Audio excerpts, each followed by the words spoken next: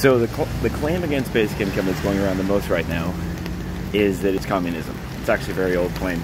I mean, I've seen videos where people have talked about seatbelts being communist because it's like, basically the mentality is anything that helps people, it must be communist.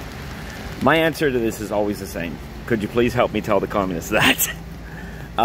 It's interesting, like, if you actually, the communists and socialists, they usually, when they come at us, they're usually a little nicer about it, because they're like, okay man, I see your heart's in the right place, but come on brother, we got to take over the means of production, we got to let capitalism die. That's where they go with it. Like, they don't necessarily like it either. The Speedomland cash transfer system happened in the early 1800s, and the boys themselves, Karl Marx, Friedrich Engels, saw it and went, nah, that's not good enough. No, we got to let capitalism die so we can have a glorious revolution and take over capitalism and everything's wonderful.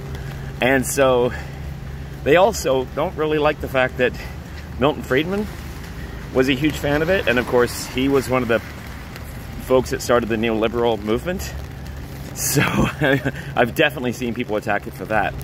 So, and while basic, and then have to then turn around and tell the leftists, I know, I just said Milton Friedman.